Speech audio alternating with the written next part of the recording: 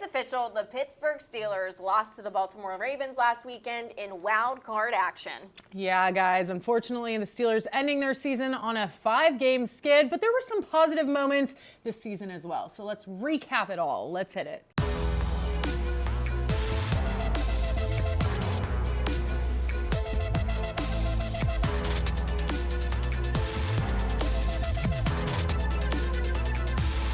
What's up, everybody, and welcome back to episode 20 and the final episode of this season of Every Blade of Grass with Cole and Cass. Alongside Cassidy Wood, I'm Suzie Cole. And guys, the Pittsburgh Steelers losing to the Baltimore Ravens in wild card action last Saturday in Baltimore. Cass, this game, though, it looked out of the Steelers' favor from the get-go. Yeah. The Ravens starting it off with a 95-yard drive. At one point, Baltimore just looking almost bored playing the Steelers. Yeah, you mentioned that 95-yard drive. That's actually the second longest in NFL history. So definitely came out, put up 21 points in one half. The Steelers down 21-0 at halftime. It just, it was disappointing. There's no other way to say it. The Steelers battled them close in the two games. They split that series during the regular season. Really thought they'd go out there and put up a fight. But at the end of the day, the Steelers, I've said it before, the Steelers offense just can't compete with those playoff contending teams. They just can't. They need to figure out what to do with the offense, and we'll get more into that. And I think that was very apparent through the last part of the season because each opponent that the Steelers took on, when you think of the Eagles, the Ravens, the Kansas City Chiefs, the Bengals, everybody was a playoff contender at one point. Unfortunately, Cincinnati not making the postseason, but everybody had something to fight for, and the Steelers weren't able to pull through against any of those teams, which put them on this 5-game skid. Yeah, and I think that's why a lot of fans are frustrated. I mean, look, they had another 10-win season, compared to other franchises that could be considered a good thing. Mike Tomlin, yet again, another season with a winning record. That's 18 now, 18 years that he's been the Steelers coach and has never had a losing season. And hey, look, for a lot of franchises, that seems like an incredible feat. I know the Jets right now, that's a goal that they're trying to hit. And for a lot of franchises, that's the case. But when it comes to the Steelers have a rooted playoff history. They have 6 Lombardis over at that facility for a reason, and that's the standard. The standard is the standard, and it's changed, I think, in recent years, and I think that's why a lot of fans are really upset right now with Mike Tomlin. Yeah, but what has changed with Mike Tomlin? I heard an interesting take a couple of weeks ago. I can't remember exactly who said it, but was he, 18 years ago, gifted a team that was loaded with a really good roster? Yeah. Think about the roster that he was given when Mike Tomlin got here. He had Ben Roethlisberger, Hines Ward, Troy Polamalu. He won a Super Bowl in his second season here. So does he just not know how to build a winning franchise? I mean, you could think of it that way because the Steelers have been struggling. We haven't had a franchise quarterback since Big Ben. And really, in the latter half of Ben's years, it wasn't that great. So I think they've really struggled with drafting. Look, Zach Frazier was a great get this year, had a great rookie season. But I think the draft, they haven't really done well in the draft. Really, free agency is where they've picked up most of their go-to guys and the guys that end up becoming those franchise players. They usually pick them up in free agency, but just on the offensive side, they just really struggled. Look, heading into the season, a lot of fans were also questioning that wide receiver room, if they could compete. Clearly they couldn't, and we'll get into those stats later, some shocking ones. But yeah, I think at the end of the day, they need to find a quarterback. I do hope Arthur Smith stays here. I do hope that. I think for a long time, we were trying to get rid of Matt Canada. He was finally gone. Now having Arthur Smith in here, I think he has reinvigorated this offense. But again, he didn't really have a say in any of the guys that were here this season. So I do really hope that they just make some big moves when it comes to the roster in this offseason, both in free agency and with the draft. And arguably the biggest move that's going to come this offseason, again, just like last offseason, is going to be that quarterback position, which right now, let's take a look, the comparison between Russell Wilson and Justin Fields this season. Now, Justin Fields getting in just 6 games, but I mean, 5 touchdowns. He has half the yardage that Russell Wilson put up in 13 games. So what do you think of this, Cass? Because I know you have a hot take on Justin Fields, but I mean, these numbers, Justin Fields does look like he could be a contender to be a starting quarterback for an NFL franchise. Yeah, I mean, I think it's no secret all season I've been kind of rooting for Justin Fields. I thought it was crazy to bench him at 4-2. But at the end of the day, there was a lot of concerns there with his deep ball and with his passing. Yeah. I mean, a lot of times he kind of, it seems like he relies on his legs a lot of the time. And sure enough, he had 5 rushing touchdowns in those first 6 games. And a lot of what he did was with his legs. And I think, there is a model there that you can kind of emulate here in Pittsburgh. We have it in Baltimore. Lamar Jackson was the same way. It took him a couple years to be able to open up that pass game and really find a rhythm in the pass game. And I think that the same case goes for Justin Fields. I'm not comparing the two yet. Obviously, Lamar Jackson, favorite to win MVP now. I was going to say, now look at him, especially that game last week. But he's had years to learn and years to develop with the same franchise. And I really do think that if we keep Arthur Smith here, maybe we bring in another vet for a year or two and let Justin Fields develop a little bit more. But I do think he has the potential to be a franchise quarterback here in Pittsburgh. I do think that.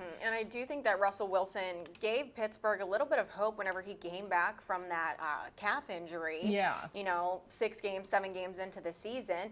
You were seeing the long ball more from him rather than from Justin Fields with his run game. But Justin Fields is that dual threat quarterback, kind of like Lamar Jackson, like you said. So, and that's where the NFL is going. I mean, look at all the teams in the playoffs right now. They all have the best quarterbacks in the league, and they're all dual threat. Even Josh Allen, who throws most of the time, he'll use his legs still too. So it's important. Okay, well, you mentioned this one. The wide receiver room. Wide receiver room. And when we look Guys, at this is these shocking. receiving leaders on this Steelers team, Yeah. it's almost embarrassing. You have George Pickens leading this team. At number 1, which is no shock. Yeah, that's not shocking. Yeah. But then you have Pat Freiermuth in the second slot. Which shocked me, and this is based off total yards, guys, for the season. So Pat actually racked up the second most total receiving yards out of everybody, our tight end, and he really didn't have that many catches. I mean, we've come on here a couple times. I'm like, why are you not using Pat more? The fact that he was able, in 65 receptions, he was able to rack up 653 yards is pretty impressive. Shocking, though, that he actually did get more receptions than George Pickens. Again, though, Russell Wilson spread out the ball a lot. Remember, there were multiple games where he hit like 9 guys. So the numbers are a little interesting. George definitely finished with the most yards, but Pat actually had more receptions. So very interesting there. And then Calvin Austin at number 3. girl. I've been saying this all season. Maybe I sound silly saying this. He was like my sneaker pick to be a good player for this Steelers team. And I mean, he had some big splash plays this season that I specifically remember that picked up a lot of yards for the Steelers. And those were those impact plays that they needed for those games to win. So I like that he's in that 3 spot. But then 4 and 5. This is where it gets crazy. This is where it gets a little wonky. Jalen Warren at 4 and Najee Harris at 5. Yeah, I think it's a red flag if you're 4th and 5th top receivers, like top players that had the most receiving yards are running backs. I feel like that's not a good thing. And remember, Mike Williams, he got brought in here to essentially be that wide receiver too. Nowhere on that chart. Not even on the list. So not sure what's going on with this offense, guys, yet again. Continuing to speak about the offense, when we look at the rushing leaders, of course, Najee Harris leading the team with 263 carries, 1,043 yards, and 6 touchdowns.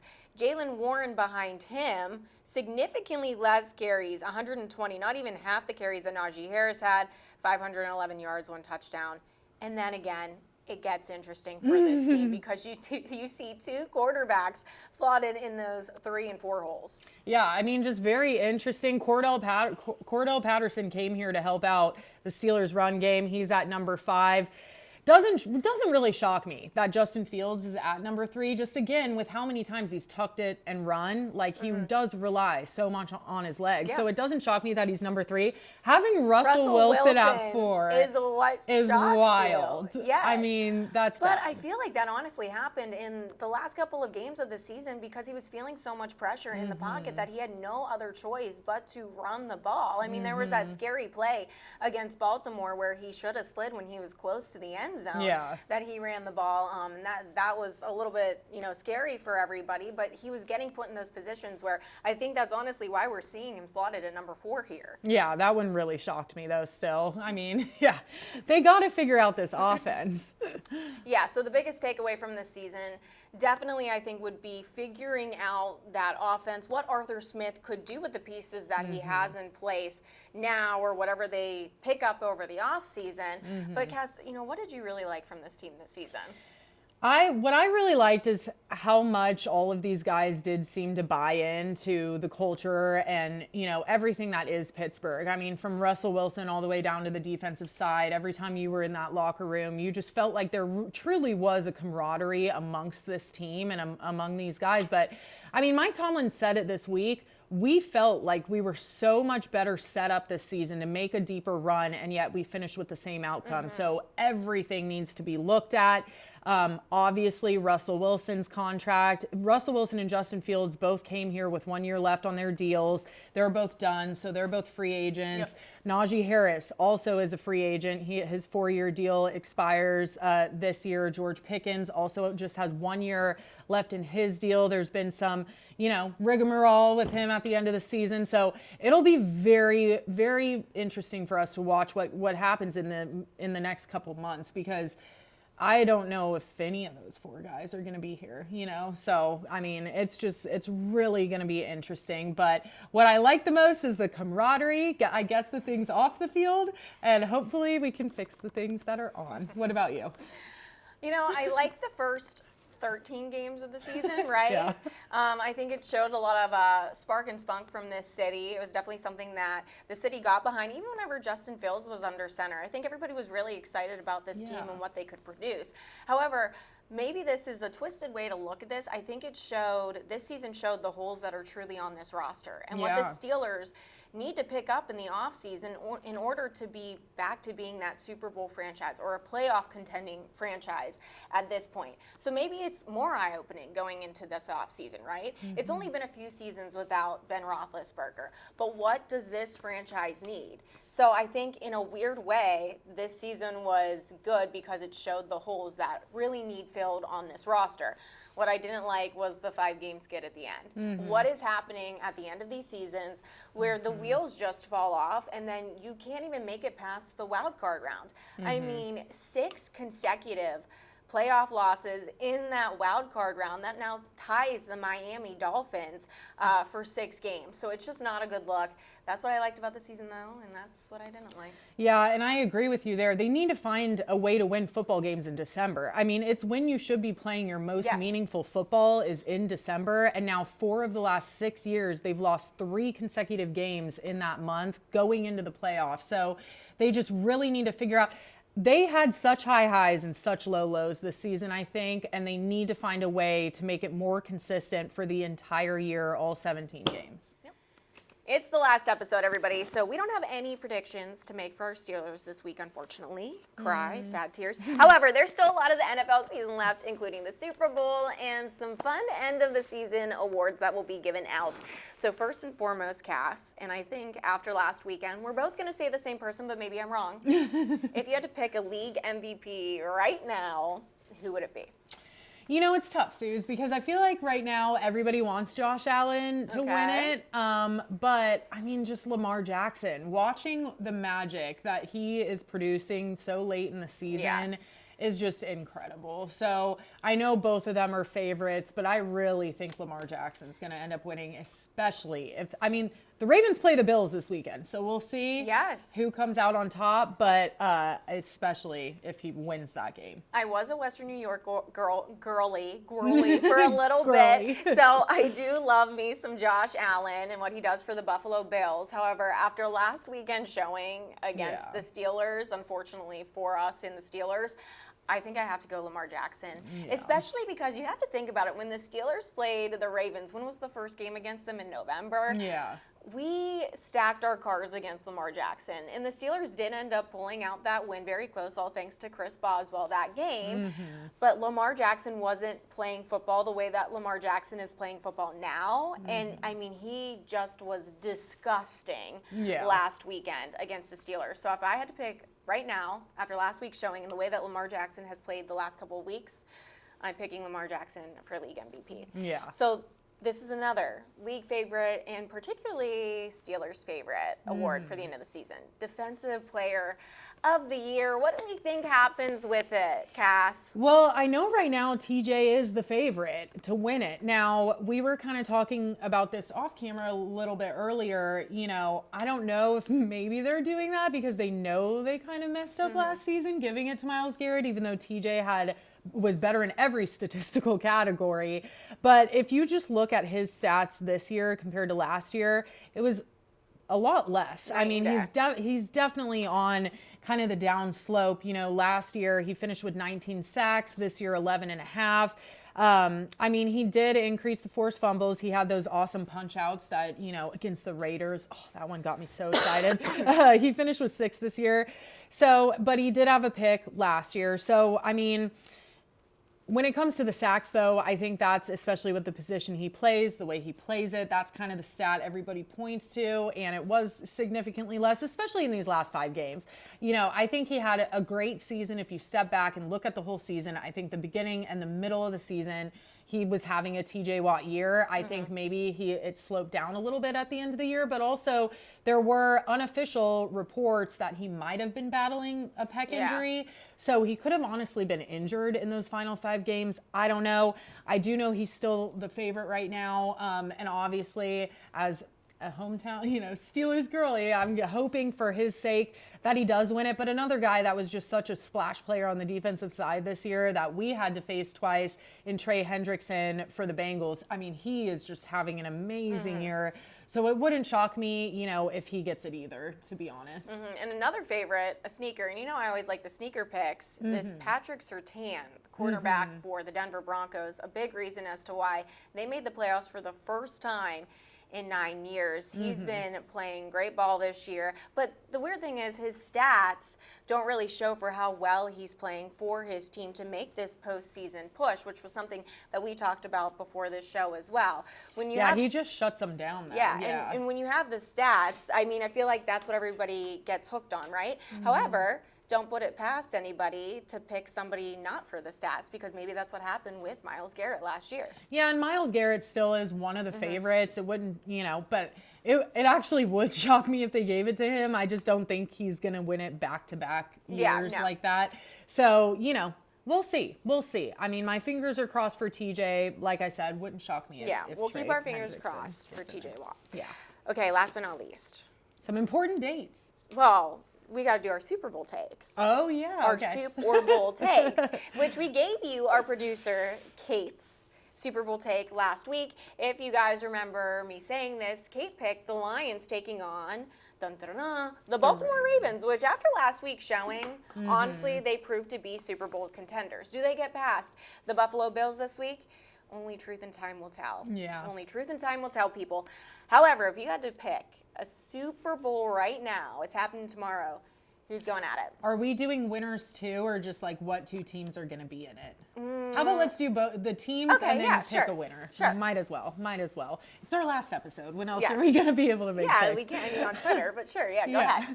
All right. So I do, unfortunately, I hate to say it. I'm going to hate myself for saying it because I don't want to have to say it, but unfortunately, I just think the Chiefs are going to come out of the AFC again. I think they're way too determined to win a three-peat, and I do think that they come out of the AFC. They just have an easier road, too. I think whoever comes out of the Bills or Ravens game is going to have a strong case, but I think that game is going to be so emotional and so tough on these guys. Excuse me.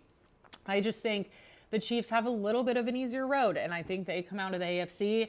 I think the Lions come out of the NFC, and I think the Lions beat the Chiefs in the Super Bowl. Honestly, I'm rooting for it. I want to see Dan Campbell at the 50-yard line just sobbing in the confetti. Like, I want to see it all. Like, and Aiden Hutchinson hasn't been able to play all year because of that season-ending injury. Just him with his guys at the end of the year.